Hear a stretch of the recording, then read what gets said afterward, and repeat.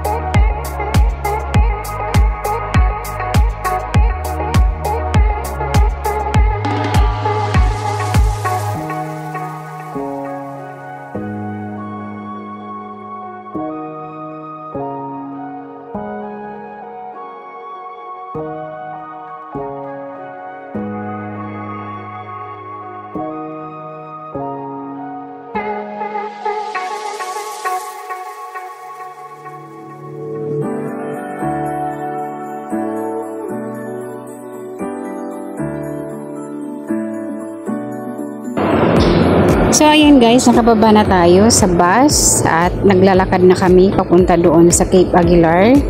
Bali yung starting point ay malapit lang sa bahay ng aking employer, pero yung lugar ay malayo.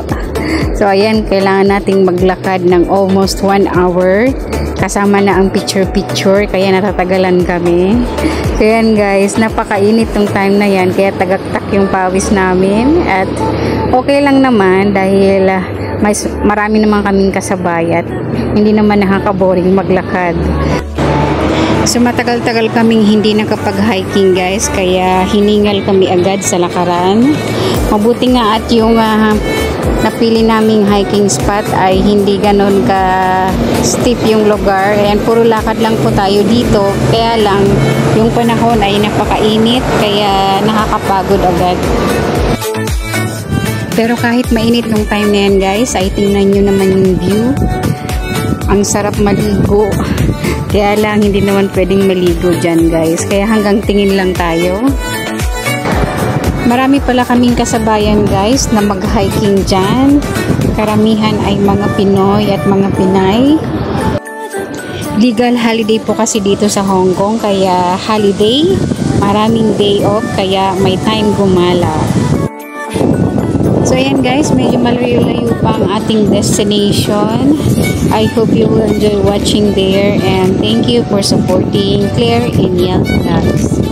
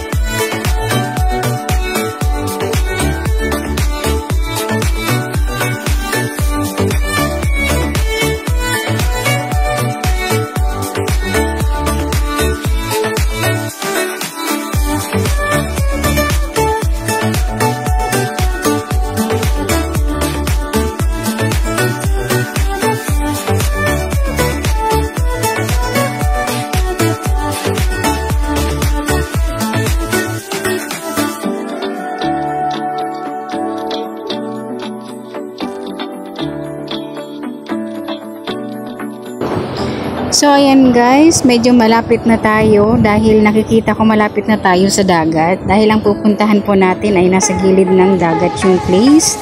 Kaya siguro malapit na rin nung time na yan dahil hindi namin ma-figure out kung malapit na ba kami or hindi. Dahil first time nga namin makamunta dyan.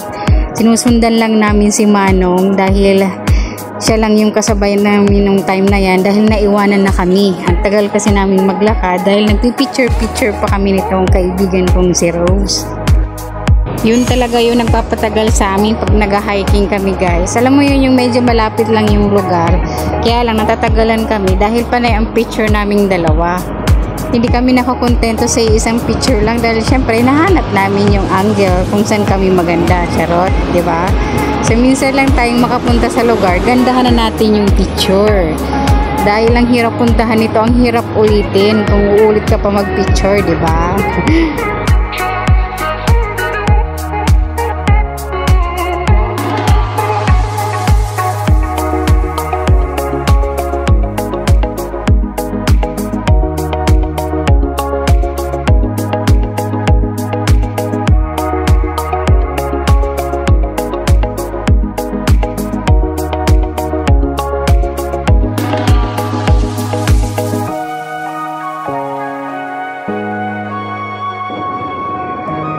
And finally guys, we are here at Cape de Aguilar Marine Reserve. So yan guys, papasok tayo sa kuweba. Dahil mayroon ditong kuweba na dadaanan. Itutur ko kayo kung anong itsura sa loob. So let's go guys! Naririnig ko na yung lagaslas ng tubig. Ang lakas dahil dito pa lang sa labas ay marinig mo talaga guys yung parang paghampas ng alon doon sa bato. So tingnan nga natin kung ano ang loob ng kuweba na to. Anong mayroon sa loob. Let's go guys. Magdahan-dahan lang tayo maglakad guys. Kasi baka malaglag na naman yung cellphone ko. Kasi last time, lalaglagan na ako ng cellphone at ilang beses na ako nagpagawa. So ayan, medyo mahirap yung pababa. And sorry pala guys kung magalaw yung aking video. Ayan, hindi naka-stabilize ang aking phone today. Kaya medyo malikot ang aking video. Ayan guys, dahan-dahan lang tayong pababa dahil baka madulas tayo, mahirap na. Ayan, medyo maingay dito, ang lakas ng alon. At medyo madilim na po sa loob.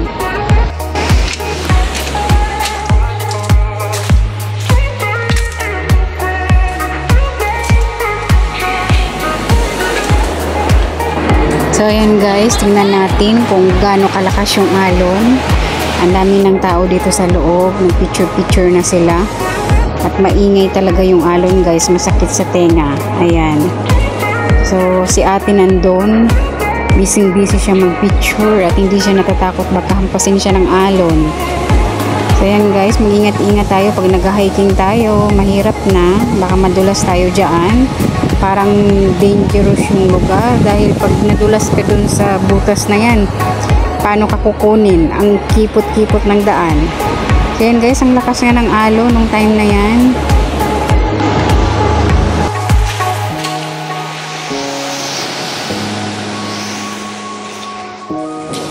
So yan guys, palabas na ako. Ayaw pumasok ng isang friend ko kasi daw ay natatakot siya dito sa loob, madilim. So ayan, ako lang ang pumasok dito. Ipapakita ko na lang sa kanya kung anong meron dito sa loob.